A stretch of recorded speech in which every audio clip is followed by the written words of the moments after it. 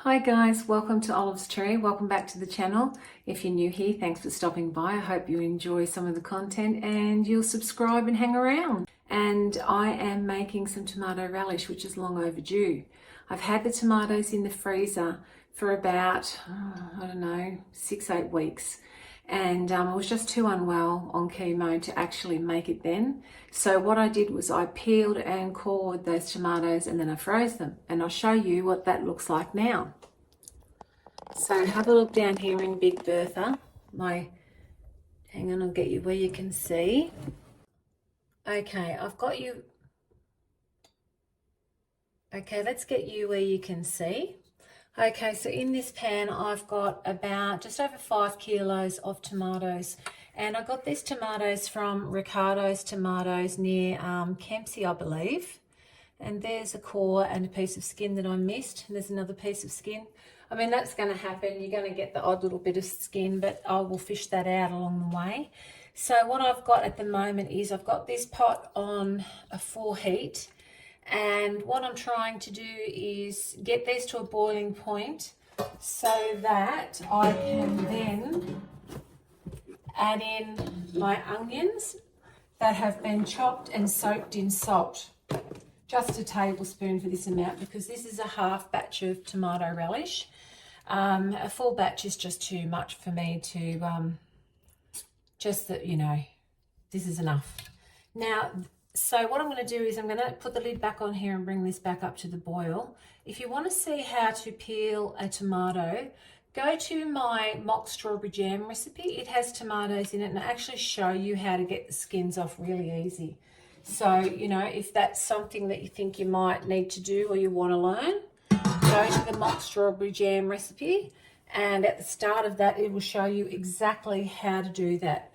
Now I'm going to go and get all of my jars and things ready to wash and any spices and things I need to add to this. I'm going to go and organise them now and we'll come back when it's time to add the onions. We just need this to get to a boil and it's a bit slow on an induction hot plate, unfortunately. So I'll see you back then. Alrighty, so these tomatoes have come to the boil and I just bought them. Normally I would put the onions in at the same time, but I just wanted to make sure none of these were still frozen. So they're at a very slow boil. Now I'm going to add in 1.5 kilos of finely chopped onions that have had the salt on them. Okay, just get all these out if I can. Might have to use my hands, which they are clean. Okay. Alrighty, that's good enough. Now I'm just going to mix these onions that have the salt over them into the tomato. And I'm just going to sort of try and break up a couple of these tomatoes if I can. Just get it going along. Now these tomatoes are raw. They haven't been cooked. They've just been peeled and cored. So they have to be cooked along with the onions. Now to do that, we need to add 2 tablespoons of curry powder and 2 tablespoons of mustard powder mixed to a paste in a small amount of cold water. So once this goes in, we're going to start getting some pretty nice aromas through the house, although my family say it nearly blinds them from but I love it. So might just get a little bit of mix in there and switch that around. That's better. Get it all out. Okay, now, so we've got that done.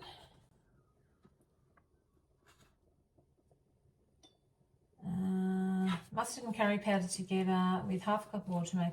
Stir into the pan with the sugar and the easy sauce. Well, if you make chutneys, you know there's no such thing as easy sauce anymore. The company, they stopped producing it. It was Wilds was the brand. And however, Coles make an excellent substitute. And I'll show you that bottle. Where is it? It's called Easy to Use Sauce Base from Coles. It's exactly the same as Wild's Easy Sauce. exactly the same. It's a bigger bottle, a little bit more in it, but tastes exactly the same. So if you like to make the Wilds tomato relish recipe, get yourself a bottle of this from Coles. Okay, so now the sugar has to go in. So we've got mix mix mustard and curry powder together with half a cup of water to make a thin paste. I only use 1/4 cup. Stir into the pan with sugar and the easy sauce and boil for 2 1/4 hours. So I'm doing a half recipe, so I've got 1.5 kilos of sugar. And I will tell you, my tomatoes were about 1 kilo over half a mix, but it doesn't matter. I'll add a little bit more of the sauce-based recipe, and there'll be enough vinegar to preserve that extra kilo, so that's not a problem. Now, I had one in the fridge with a little bit in it, so I'm going to use that first just for waste not whatnot.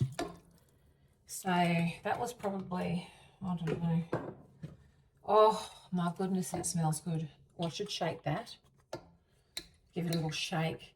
Now, you wouldn't use 2 bottles. If you're making a full batch, which is 8 kilos of tomatoes, you would only use 1 bottle. You wouldn't use, 2 or whatever. But because I only had a little bit left in that, and my mum and I tested this out, and we thought that's enough. I've used 2/3 of what was in that bottle. We thought that it was just amazing. She said, oh, I love it. It tastes like the tomato relish we used to make. And I thought, oh, wow, that's a success. And one thing I like to add to mine is a bit of smoked paprika. It gives it a bit of a back note. And I will add, please don't all come out at once while I'm leaning over a saucepan. Whoops, I'm going to add that much. And it does just bring an earthy back note to the relish and rounds off the flavour, and Olive approves greatly. She normally puts a dried chili in here now, a little sweet, mild dry chili, but I've convinced her it's not needed. If you put the smoked paprika in there, you get another dimension of flavour. So now we want this to boil for 2 1/4 hours. We want the tomatoes to break down. We want the onions to soften. And some of the liquid will evaporate from the tomatoes. As you can see, there's a lot of liquid from freezing those tomatoes. Normally that would take a good hour's boiling for it to get that wet, But anyway, we're going great. So we're just going to let that boil away. I'm going to try and get the temperature up a little higher if I can. I'll just move these things. Won't move the recipe. We're going to need that. Let me see. Let's get 2 elements on and see if that improves things. I'm going to pop the lid on until it comes back to a boil, just to help it along a little bit, and then I'm going to watch it very carefully. So I'll come back and check this in a little while, and we'll have a look. Okay, so our relish has been bubbling away for an hour. I want to show you what it looks like at this point. So let's bring you down. Some of the tomatoes have broken up. Hopefully in the next little bit of cooking the rest will, because we don't want to grate half a tomato on our sandwich. So there are still some quite big tomatoes, but that's okay. It still has another hour and a bit to go. So we'll come back when it's closer and see what it looks like then. Okay, so I've turned the pot down a little bit. It's been boiling very rapidly. And I've turned it down a bit because I was afraid it was going to stick, even though this is a very good quality thick bottom pan. But because my tomatoes were frozen, their cells, when they freeze things, it damages it. So it's easier to cook them when they've been frozen. They break down a lot sooner. The other thing is, normally I cut my tomatoes up before I put them into the pot. And this time, for some reason, chemo brain, I forgot. So I had to spend a fair bit of time with a potato masher breaking them down. So if you make this recipe, cut the tomatoes up into small, you know, 4s, I guess, or 6s, 6 or 8s, just into, you know, mouth-sized chunks before you actually start the recipe, before you put them in, just so it won't take you that long for yours to actually break down, because it can be a very, very long time. And then when your relish is sort of cooked, you know, it can just be very mushy. Anyway, so here I have 1 cup of plain flour and 1 cup of water. And that's what we're going to use to thicken our relish. So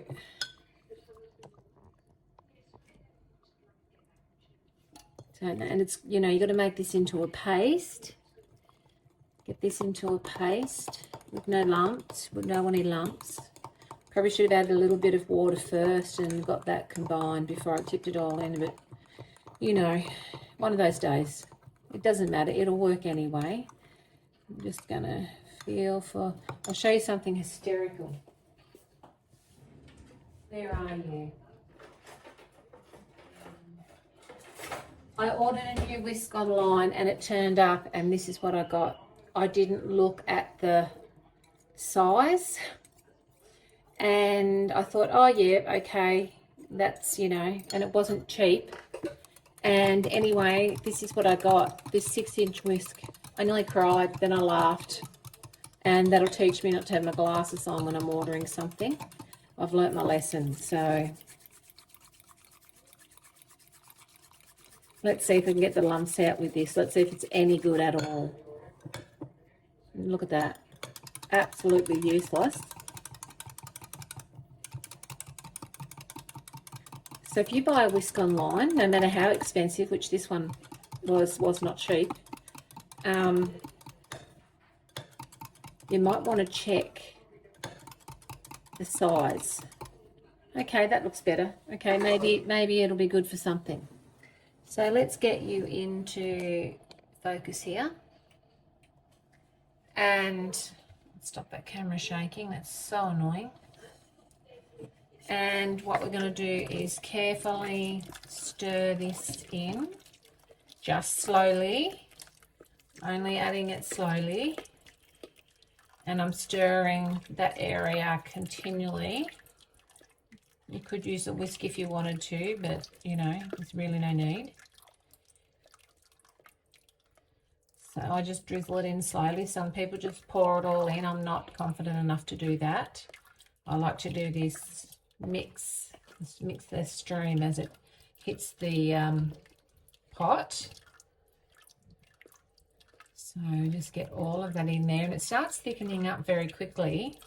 But we're going to cook this for about another 10 or 15 minutes to make sure all of that flour has cooked out and it's evenly thickened, and you know, all the rest of it.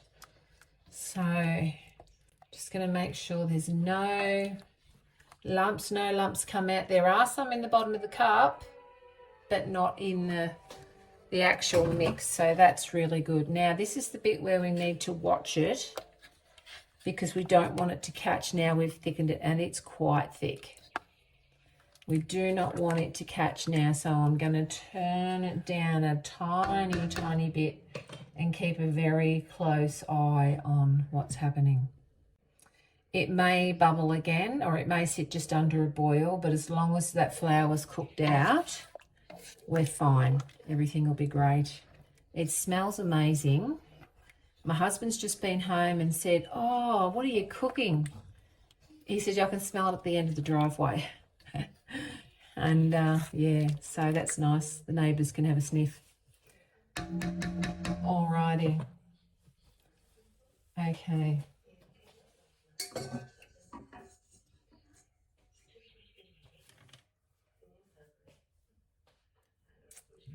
So we're just going to leave that. We're going to come back periodically and give it a stir so that it can't stick to the bottom. And then we're going to jar up our relish. So I'll be back.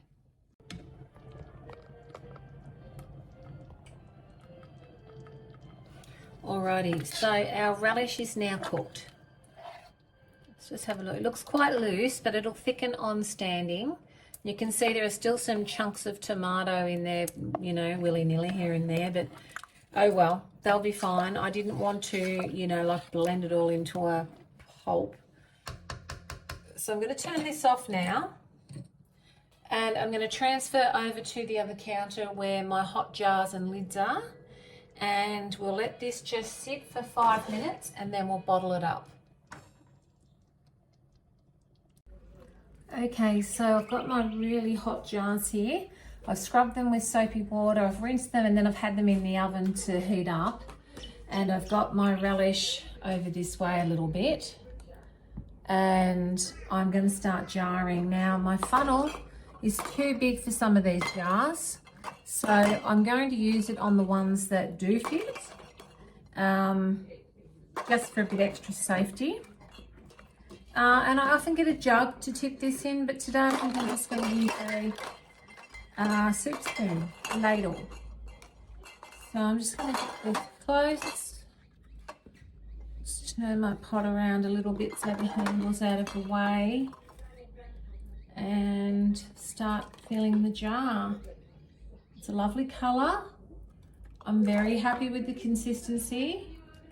Even though I had to spend a lot of time breaking down those tomatoes, I won't forget next time and I will cut them. And I could have done that when they came out of the freezer and were thawed. I just did not think about it, and you know, that's how I roll these days. Seat of my pants.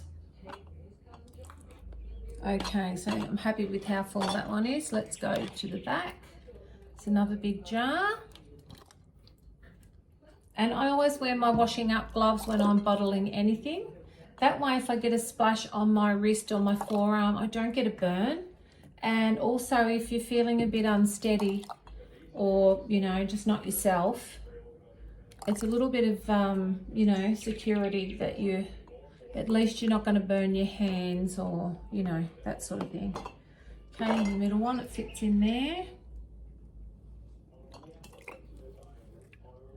I'm really pleased with how this has turned out. There's a chunk of tomato, but that's okay. It'll be just fine. Some of the people that like this relish prefer to have some large chunk, oh well, not large, but some chunks of tomato in it. They say it, you know, it just makes it, but you know, I don't want a big chunk on my toast or whatever. Anyway, how are we going? Another one. Yep, okay, and then I think we're, yep, down there. I can't remember how many jars this half batch actually makes. Obviously, because every time you make it, I use different size jars, and so I can never ever say, oh, how many jars do I need? I never know, and I could be short here today by about 2 or 3 by the look of this, maybe. We'll just keep going and see. Yeah, I might need another 2 or 3. And also you would have noticed that down here in front of me I've got lids that have been used. I have no problem reusing lids. If you don't want to do that, don't. But it's what I do. I know that this is going to be, I'll get a good seal. They'll all pop. If they don't, then we will use it straight away. We won't put it away for anything. We'll make sure that whoever gets it knows it's eaten out. And yeah, we don't have any problems. So if, you know, if this really just causes you problems, just scroll past. You do what's right for you and, you know, in your kitchen. And that's what I'm doing. I'm doing what's right for me in my kitchen. I'm not telling anybody what to do. I'm just saying this is what I do, and I don't mind what other people think about it. You know, it's not my business. This is my business, making sure that I get it in the jars a little bit better than I have been. Maybe I won't need any more jars. Okay. It just smells so beautiful. And that little bit of smoked paprika that I put in was just 1 tablespoon for that whole pot. Makes such a difference to the flavor. Such a difference. And the smell, you can actually just, if you didn't know it was in there, you might not pick it up, but I know it was in there, and I can sort of just smell a little bit of the smoked paprika, and it's quite lovely. It's a big piece of tomato. Okay, we're down to I think I'm going to be 1 jar short, maybe.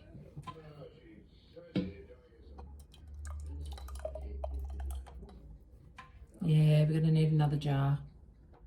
Sometimes you can fill them up a little bit more, but this is too much to do that with, so I have another jar there. I'll grab it. I don't need a big one.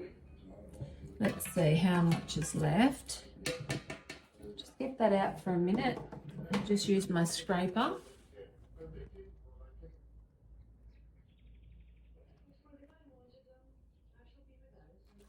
I'm just going to scrape everything down so that we get all of the relish out. Once you scrape the pot, there's quite a lot left in there that you don't sort of think about. I'm just going to grab a little jug just at the moment, and I'm just going to pour it into here, if I can hold this very heavy pot up in the air to do so.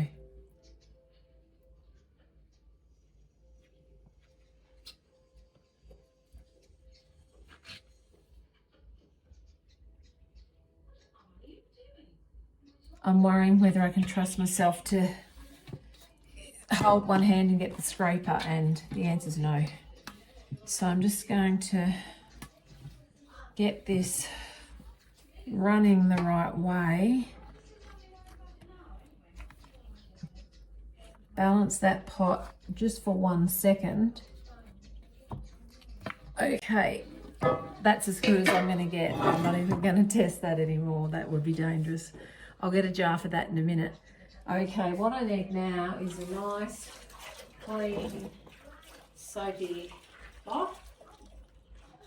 And I'm going to wipe the lids, the rims of all of these jars, making sure there's nothing there. And I'm going to get lids on them. Which lid were you? Maybe. Yeah, sure, that one, because you've got to make it back. So I'm going to do that one next. You don't want anything on the rims of your jars, guys, because you won't get a good seal. It can actually prevent the sealing. So try and get a really good seal on the jars. I'll tighten those lids as I go by. Sorry, you're not even in shot. So just wiping around the top with a nice, clean, wet cloth, which I'm going to rinse out to make sure that I'm still getting stuff off and not moving it around. This poor guy here went through a bit of trouble, so we're going to have to really pay attention to him. Okay, and you are that lid. And as I do those, I'm going to sit them over on the sink because I have another process that I do as soon as I get the lids tightened. We'll get them out of the way at least. Okay, I know which lid you are.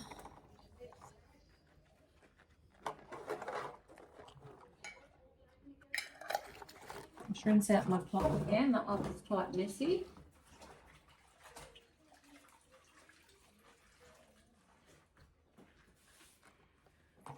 Okay.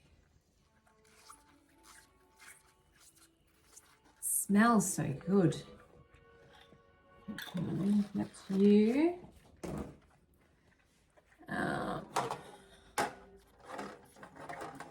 And with the gloves on, it's great because you can pick the jars up instead of, needing your grabbers all the time. With the gloves on, even no matter how hot these are, you can just pick them up. And that's what I really love about wearing the gloves.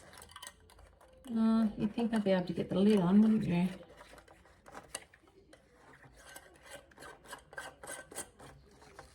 There you go. It's a new jar, that one. And just show you what I do. So once I've got the lid on, I get it tight with my gloves, as tight as I can, and then I wash the jar while it's hot before the sticky sets. So I give the jar a really good wash. Make sure all the lids are tight. It's just so much easier to get the sticky off the jars while they're really hot. So you go there, there's a bit of sticky on there. Alrighty. Hopefully, I think I've got those bigger jars tight enough. Might get my husband to check them later. So now, once these cool, they're ready to go away. They don't need to be washed or cleaned or anything. They're just ready to go away. Once they've cooled and we know they've established a seal, we don't need to do anything. The work's over. So I'm just left with washing the pot now. And I love that.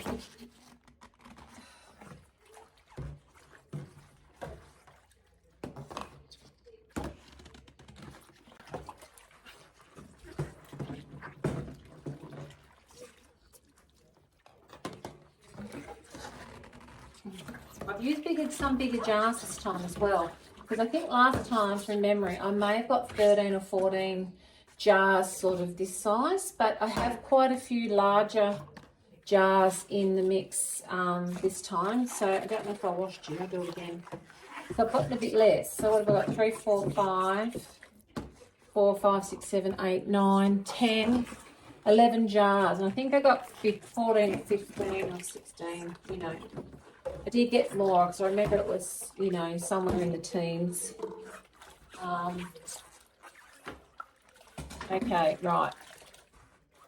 So, oh, there's some I missed. All right. So now I can just let them sit there until they all pop, which is just wonderful. I've still got one here to wash, this big jar, which he would really make up 2 smaller jars, really. Plus what's in the jug, which I'm going to put in a jar in the fridge. And we can use that ourselves. Okay, guys, so that's it. That's our relish all made. And we've got, you know, some lovely jars there to put up and to share with friends and family. Not that hard at all. It's really quite easily done by anybody. And especially if you go to Coles and you buy the sauce base, it's actually under the spice section right down on the bottom shelf. And the reason I use that is I love the flavour, 1, but 2, my mum's used that forever and ever, and we've never had a mouldy jar or a jar go bad. It's always just, it's a guarantee. And you know what, if the flavour's good and that's a guarantee, then that's why I use it. So you do whatever suits you, as you should. But this is just how I do it, and I'm really, really impressed with the result. I'm really pleased that I have made that relish now before I go back to chemo Tuesday. I won't be well enough to do anything then, so thought I'd get it done. Anyway, thanks for stopping by. Thanks for spending a bit of time with me this morning. It's been lovely to have your company. Take care, and I hope the world's treating you all kindly. Bye for now.